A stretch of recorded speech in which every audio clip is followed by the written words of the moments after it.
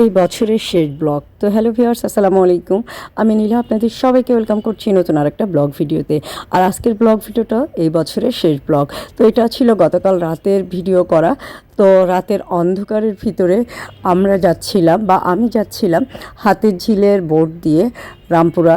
তো গুলশান থেকে রামপুরায় যাচ্ছিলাম। দৃশ্যটা খুবই ভালো লাগে। আর এই দৃশ্য ধারণ করতে করতে কিছু মনের দুঃখের বা কষ্টের কথা আপনাদের সাথে শেয়ার করি। তো এই বছরটা এমন একটা বাজে বছর গেল আমার জন্য। শুধু এই বছর না, গত 22 সাল থেকেই শুরু হয়েছে। 22 সালে অনেক খুব পিতৃতুল্য আমার খুব পছন্দের একজন মানুষকে হারিয়েছিলাম বছরের শেষের দিকে। তারপরে 23 সালে খুব কাছ থেকে মৃত্যুকে দেখেছিলাম, আমার মেজো বোনাইয়ের মৃত্যুটা। তো মেজো বোনাইয়ের মৃত্যুর পরে আমার বোনেরও তো অনেক কষ্ট হয়েছে, এটাই স্বাভাবিক। বাট আমি যে মৃত্যুটাকে মেনেই নিতে পারছিলাম না। আমি মানে অনেক দিন মেন্টালি একটা ডিপ্রেশনে ছিলাম। তো এই করতে করতে 6 মাস 7 মাস চলে গেল। তারপরে আমার শারীরিক অসুস্থতা শুরু হলো, একটার পর একটা শরীরে বিভিন্ন সমস্যা। তো এইগুলো ফেস করতে করতে 2024 সাল আসলো।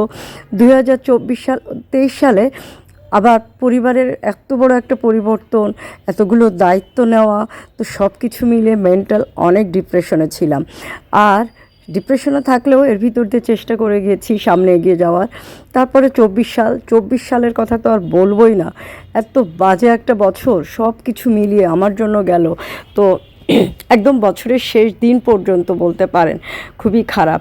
তো শারীরিক সুস্থতা অসুস্থতা তো আছেই, পারিবারিক সমস্যা একদম এত প্রকট যে আর সত্যিই কোনো কিছু ভালো লাগে না।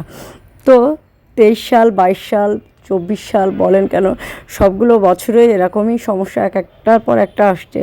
জানি না 25 সালে কী ওয়েট করছে।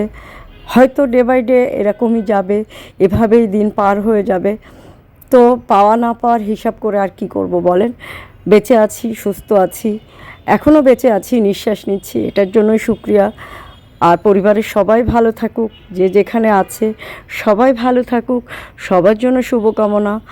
আর প্রতিটা দিন যেন সবার ভালো যায়, সবাই যেন ভালো থাকে সেই প্রার্থনা করি।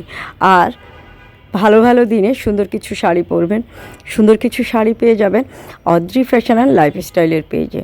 আর 2024 সাল তো চলেই গেল, 2025 সালটা যেন ভালোভাবে কাজ করতে পারি, সুস্থ থাকতে পারি, পরিবারের সবাই যেন ভালো থাকে, সুস্থ থাকে, এই প্রার্থনা আমি সবসময় করি। সবাই আমার জন্য প্রার্থনা করবেন।